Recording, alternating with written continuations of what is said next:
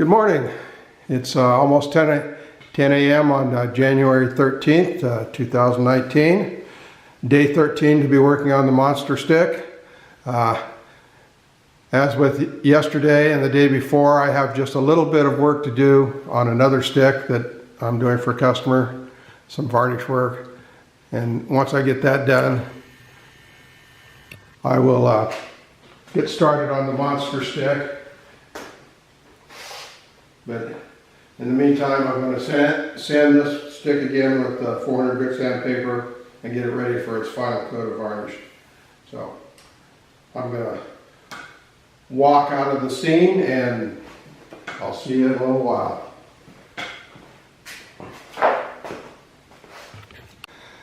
Okay, I'm done working on the other stick and it's time to get started on the monster stick. I'm going to show you what I'm going to do here today.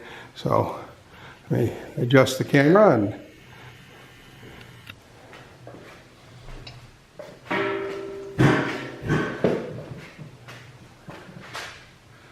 I plan on penciling in the rest of the detail on the head, and I will be working on that, and I will probably switch back and forth between the head and the rattles.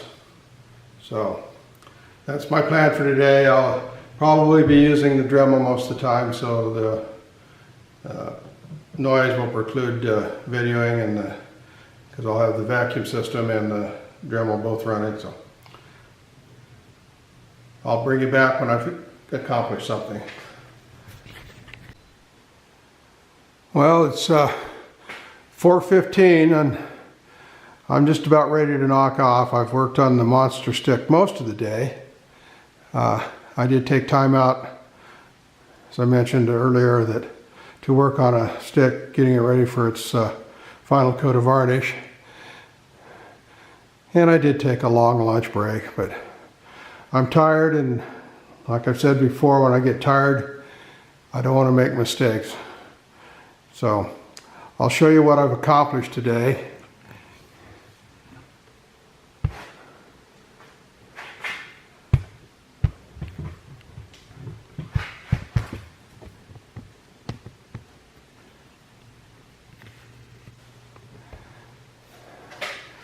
Now there's the monster stick.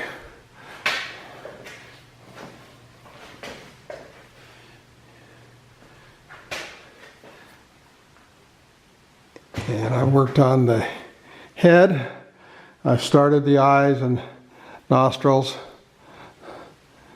and but I still have a long way to go on the head, and it's a difficult process. I did most of the work using sandpaper. I did use the Dremel a little bit, but mostly sandpaper and just fine handwork, getting the shape of the head. And then I made the initial cuts on the rattles, and I use the rotary tool for that. I've done a little sanding on it, and I worked at undercutting here a little bit to give the rattles more of the true three-dimensional look.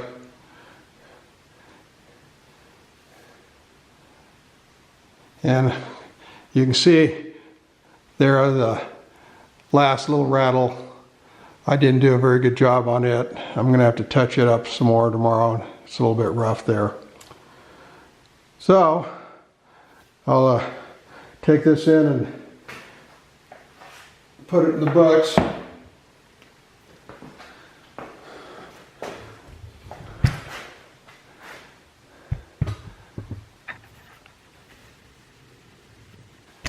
And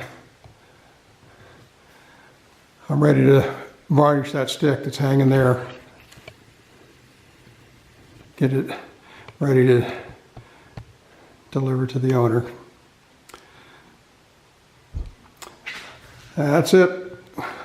See you during the recap.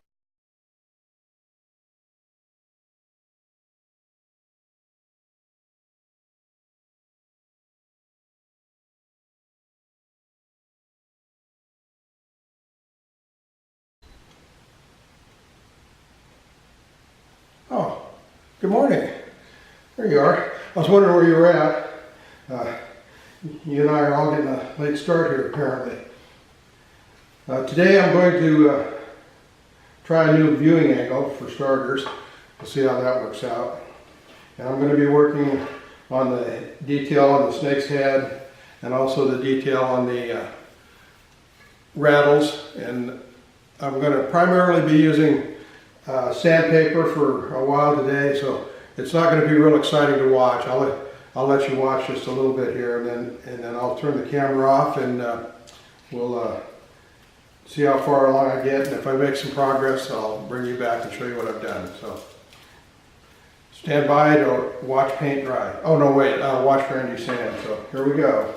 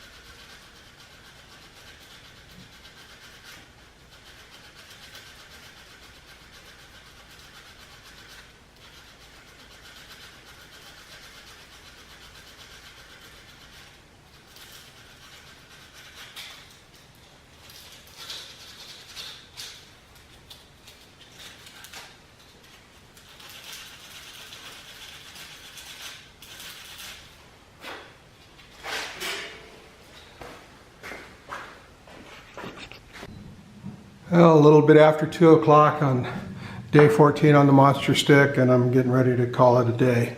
I'll give you a quick rundown of what I accomplished and what I didn't accomplish today, and I'll let you decide whether I've made progress or not.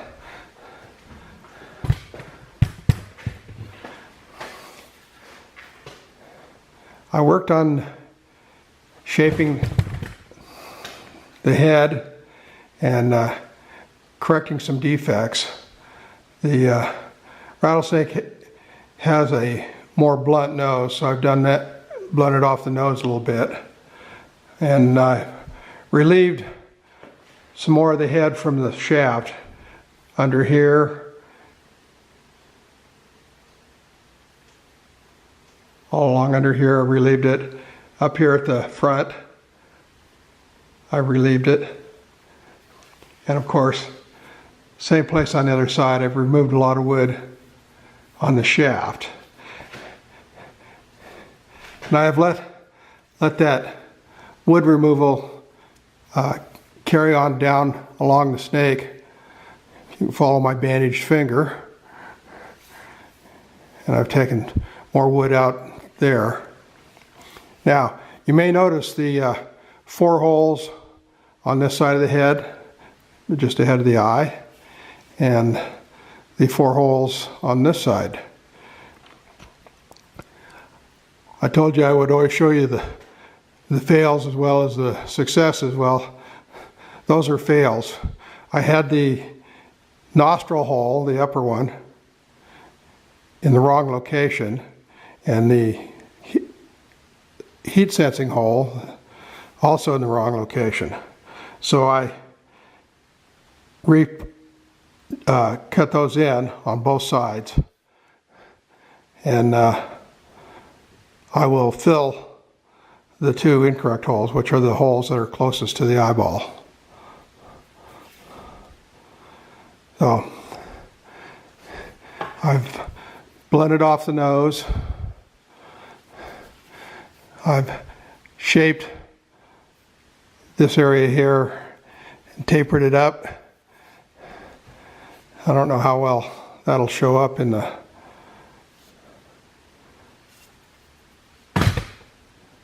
video. Of course, if I keep hitting the tripod, it'll look shaky at least. Then yesterday I pointed out that I kind of cobbled up the last rattle on the snake's. Oops, I hit the tripod again.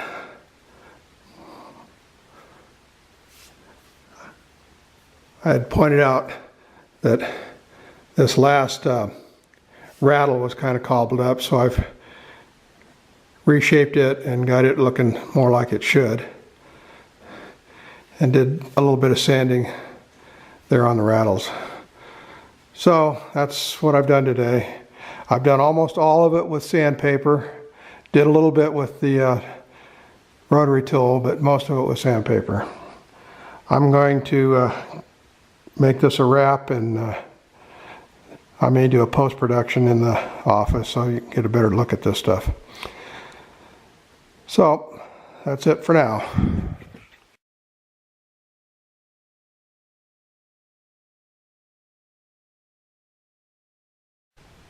Well, once again, here I am, all dressed up and no place to go. So a little post-production review of what happened today, and also what I'm going to do next to help alleviate one of the problems I created today. So let me readjust the camera, and we'll get the stick up here in view, and I'll show you. Okay, as I mentioned when I was still out in the garage working, I goofed up on the nostril hole and the heat sensing hole on the snake's head, and that's why there are 4 holes here. I had them too close to the eye, so I repositioned them farther out, and I'm going to have to fill the ones that were too close to the eye. And I did this on both sides of the stick, as you can see, although the ones that were too close aren't quite as pronounced on this side right now. So that's what I'm going to take care of yet this afternoon while I'm here in the office.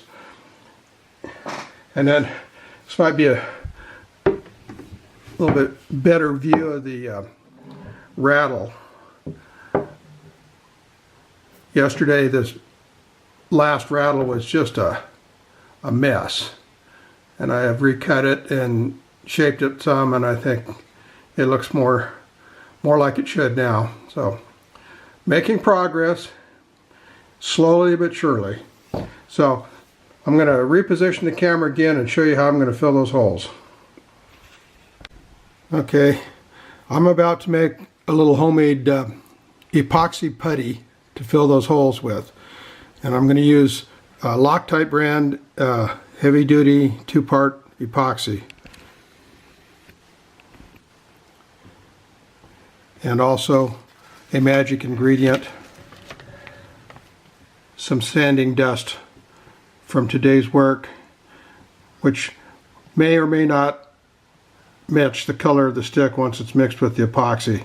I've done this before and had mixed results, so this is a lot lighter sanding dust, and I'm hoping it'll come out a little bit lighter. It's really not going to matter though, because once the stick is completed it will be painted where the snake's concerned, so whatever color it turns out is going to be covered up anyway. So I'm going to mix the epoxy up next.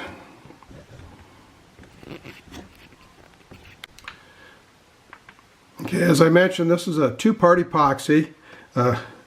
Consists of the resin and the hardener, and you mix them in equal parts, so you don't have to really measure it.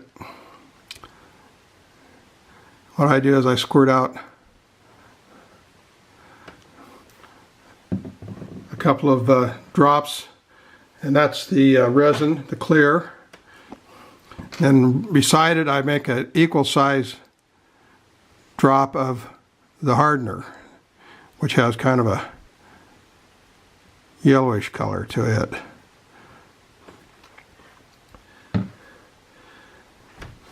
Then they just lay there for a little bit.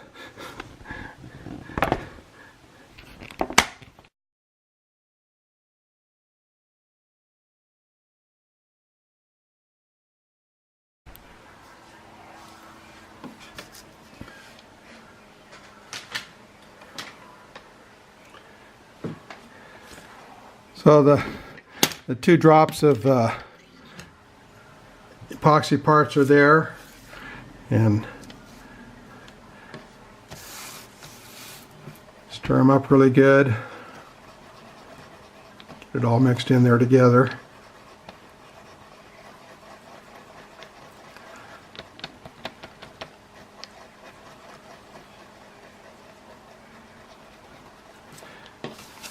And I'm going to sprinkle in the sanding dust for color.